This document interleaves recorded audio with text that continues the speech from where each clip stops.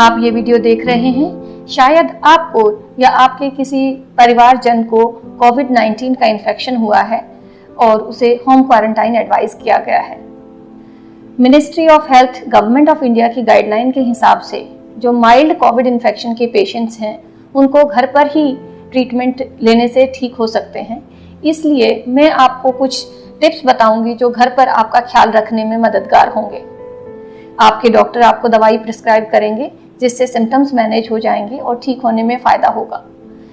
हम इस समय कुछ और एस्पेक्ट्स पे बात करेंगे जिससे आपकी रिकवरी अच्छी और स्पीडी हो सकती है। होम क्वारंटाइन में अपना ख्याल रखते हुए कुछ बातों का ख्याल रखें। सबसे महत्वपूर्ण है कि एक डेली रूटीन अपना बनाए रखें। समय पे उठें, स्नान करें, थोड़ा घूमें फिरें और समय पर खाना खाएं। एक रूटीन बने रहने से उदासीनता नहीं होगी और इससे आपका शरीर और आपका मन दोनों ही फ्रेश महसूस करेगा। दूसरा इम्पॉर्टेंट बात है, खाने का ध्यान रखिएगा। एक बैलेंस डाइट रिकवरी के लिए बहुत ज़रूरी है। कुछ चीज़ों का ध्यान रखें कि खाना संतुलित होना चाहिए, इजी टू डाइजेस्ट होना चाहिए। बहुत ज़्यादा तली हुई चीज़ें या मसालेदार चीज़ें या बहुत आइसी कोल्ड चीज़ें ना खाएं जो आपके गले को इरिटेट कर सकती हैं। समय समय पर थोड़ा गुनगुना पानी पीते रहिए। चाय, सूप, दूध, गर्म दूध, हल्दी, तुलसी, इस तरह की चीज़ों का सेवन करने से आपको अच्छा भी लगेगा और आपकी रिकवरी भी जल्दी होगी। जब आप आराम कर रहे हों तो एक बात का खास ख्याल रखें कि आप बहुत देर तक अपने कमर के बल पर ना सोए रहें। हम जानते हैं हमारे फेफड़ों का जो मैक्सिमम हिस्सा है वो हमारी कमर की तरफ होता है, तो शरीर में औंधा लेटना या टमी पर लेटने की वजह से आपके लंग्स ज़्यादा एक्सपेंड होंगे।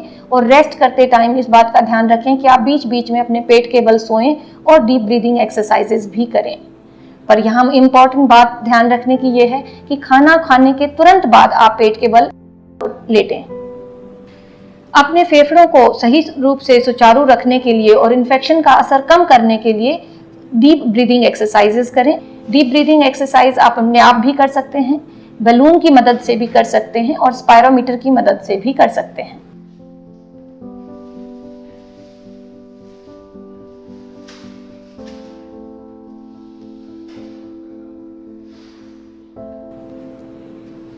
बीमारी की वजह से गले में हो सकता है थोड़ी सी खराश महसूस हो या दर्द महसूस हो, उससे राहत पाने के लिए और वायरस का लोड कम करने के लिए नमकीन पानी के गरारे दिन में 3 बार खाना खाने के बाद करें या बीटाडीन के गरारे करें।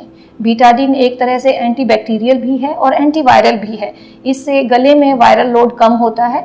और बीटाडीन गार्गल्स प्रिपेयर करने के लिए 1 पोर्शन बीटाडीन और 3 पोर्शन पानी को मिलाकर 1 मिनट तक गार्गल्स करें। इससे आपके गले को बहुत सुकून महसूस होगा। और गार्गल्स करने के बाद 15-20 मिनट तक कुछ खाएं या पिए नहीं ताकि उसका असर गले में बना रहे। इन्फेक्शन से ठीक होने के लिए मन के पॉजिटिव होने का बहुत इम्पॉर्टेंट रोल रहता है। घर पर रहते हुए आप ज़्यादा नेगेटिव खबरें ना सुने, ना ही कोविड-19 के बारे में हो रही डेथ्स या उससे रिलेटेड बुरी खबरों के बारे में पढ़ें।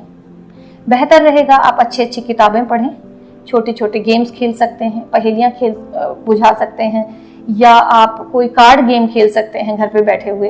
अपने परिवारजनों से फ़ोन या वीडियो चैट के द्वारा कनेक्ट होइए, इससे आपकी रिकवरी में बहुत फ़ायदा होगा। आपने सुना है, मन के हारे हार है, मन के जीते जीत है।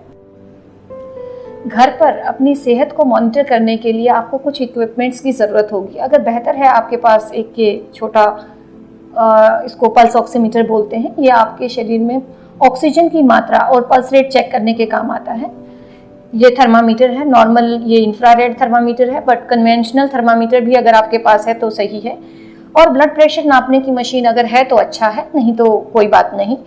आपको दिन में कम से कम 2 या 3 बार अपना तापमान, अपना ऑक्सीजन और अगर ब्लड प्रेशर की मशीन है तो ब्लड प्रेशर चेक करना है और उसका एक रिकॉर्ड मेंटेन करना है, ताकि आप डॉक्टर को या नर्स को जो आपकी सेहत को मॉनिटर कर रहे हैं घर पे, उनके लिए आसान हो आपकी सेहत के बारे में जानकारी लेना और आपके लिए सही दवा देना। पल्स ऑक्सीमीटर इस तरह का होता है। इसको कुछ बातों का ध्यान रखें कि तो एक अप्रोप्रिएट फिंगर जिसका नेल सही है, जिस पे नेल पेंट नहीं लगा हुआ है, आप उसको इसमें डालेंगे और नॉर्मली ऐसे ऑन कर देंगे।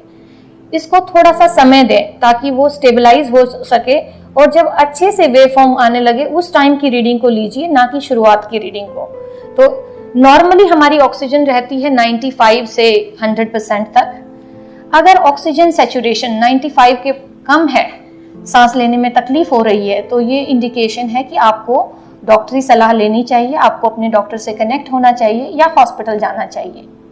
एक और भी बेहतर तरीका है इसको और अच्छे से जांचने के लिए कि आप ऑक्सीजन सैचुरेशन 5 या 6 मिनट की वॉक के बाद चेक करें।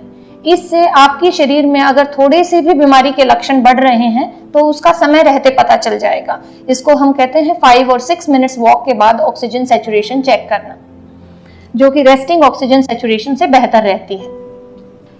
घर में आपका जब ख्याल हो रहा है, कुछ बातों का ध्यान रखें जिनको हम वार्निंग साइंस कहते हैं। जैसे अगर आपका टेम्परेचर 101 के ऊपर लगातार 3 दिन से चल रहा है और पैरासीटामोल आदि लेने से कम नहीं हो रहा है।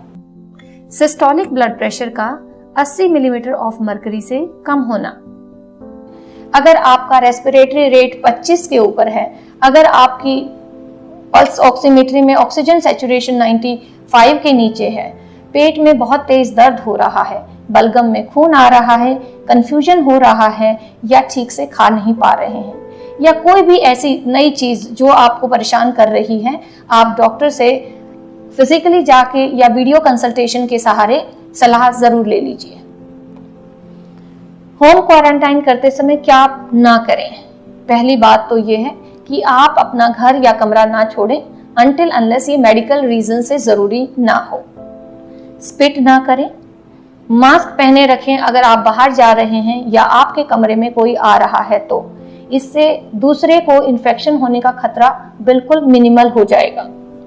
अपने कपड़े, तौलिया, टूथब्रश, खाने के बर्तन शेयर ना करें और जब तक डॉक्टर की सलाह ना हो होम क्वारंटाइन को खत्म ना करें। मुश्किल वक्त में जो चुनौतियां होती हैं वो हमें और स्ट्रॉन्ग करती हैं।